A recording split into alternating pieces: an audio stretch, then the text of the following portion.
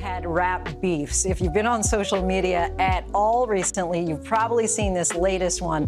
ABC News contributor and Sirius. It's the rap beef that keeps going back to back. Drake and Kendrick Lamar are trending after taking aim at one another over the weekend in 5 different songs, one of them dropping overnight.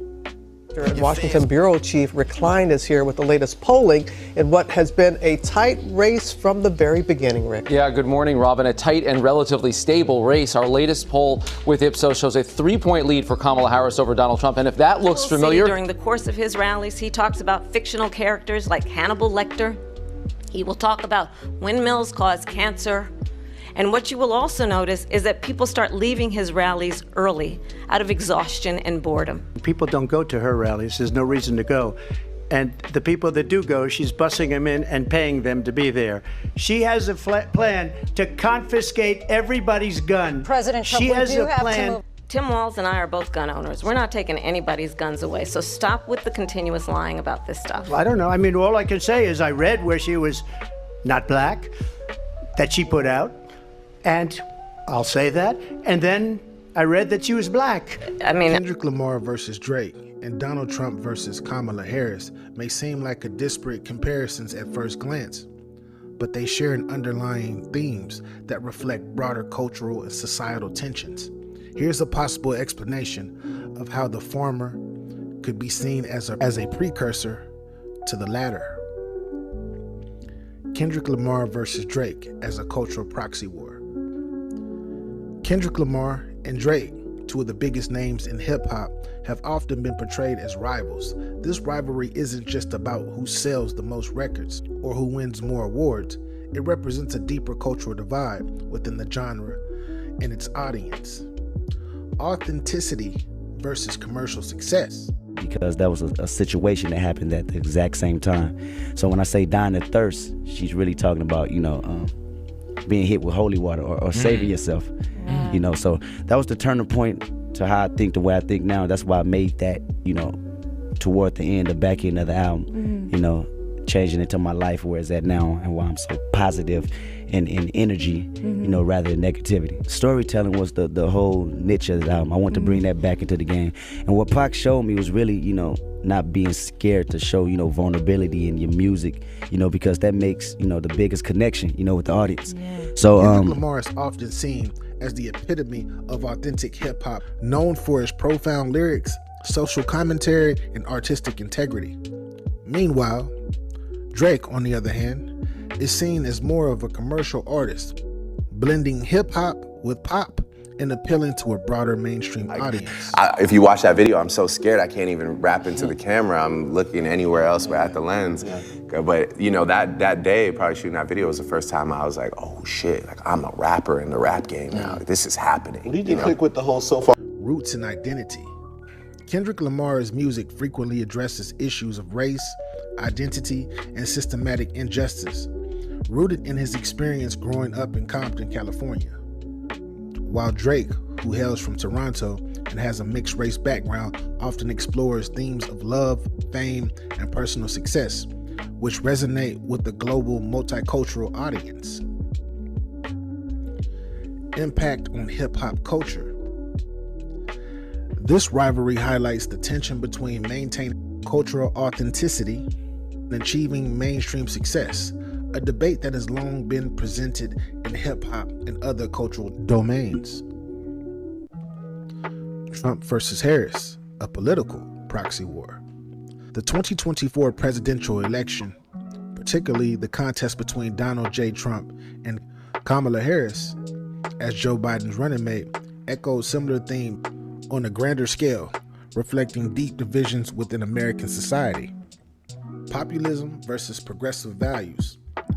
Donald Trump's appeal was rooted in populism, with a focus on nationalism, anti-established rhetoric, and appeals to, predominantly, the blue-collar working class this election, stating that if he were elected, he would cut down on immigration, he would slow down and stop all wars that affect the country, he would raise tariffs, and he would bring back to America.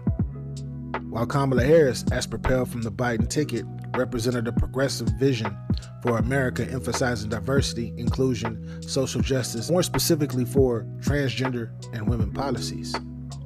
Also stating if she were president, she would create larger tax cuts and tax incentives for smaller businesses, and also make it easier for first-time home buyers to actually buy homes.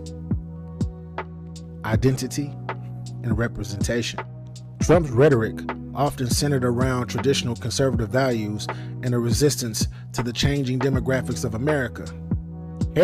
Donald Trump's presidency was marked by a controversy and unique approach to politics. His use of social media, particularly Twitter, to communicate directly with the public was unprecedented. Trump's policies and rhetoric have polarized the nation, with strong supporters and equally strong opposition. His impact on American politics and culture is profound, reshaping the Republican Party and sparking widespread political activism. I want to thank the American people for the extraordinary honor of being elected your 47th president and your 45th president. And every citizen, I will fight for you, for your family, and your future. Every single day, I will be fighting for you, and with every breath in my body, I will not rest until we have delivered the strong, safe, and prosperous America that our children deserve and that you deserve.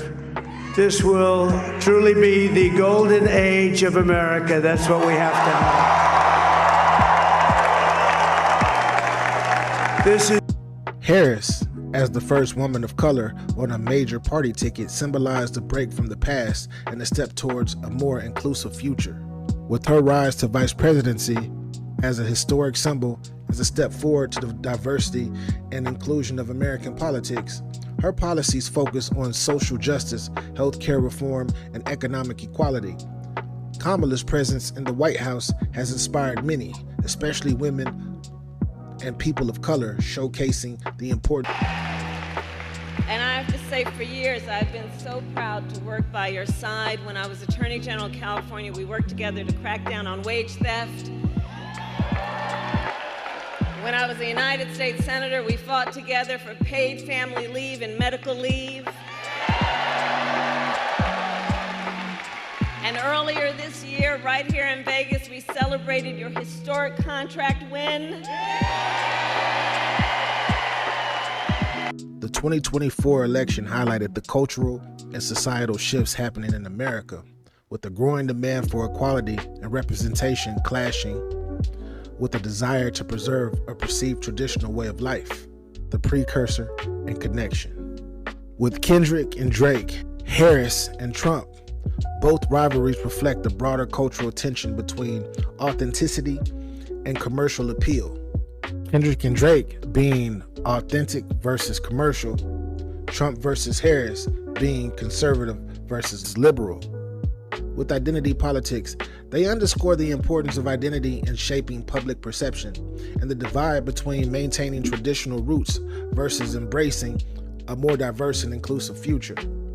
With societal shifts, the Kendrick-Drake rivalry was a microcosm of the larger societal shifts that came to the forefront during the Trump-Harris election, revealing underlying tensions within both the hip-hop community and the American electorate.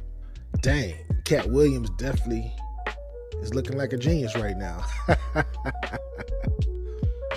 In the essence, the Kendrick Lamar versus Drake rivalry served as an early indicator of the deepening divides in American culture, which were later mirrored in the political arena during the Trump and Harris contest.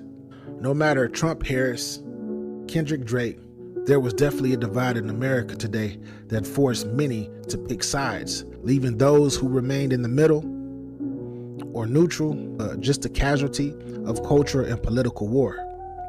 As we have reached the conclusions of this comparison on a micro and macro level, my question for you all is, what side are you on? Nah, don't answer that. Don't answer that. It was just a joke. But on a real, As a society that is supposedly elevating, hopefully we can live amongst each other, respectively, with the agree to disagree mind state.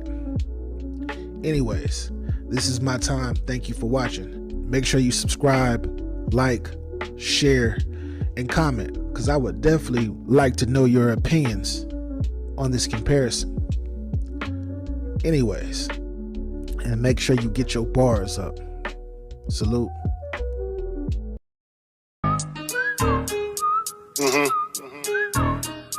Yeah. They are not ready. Yeah.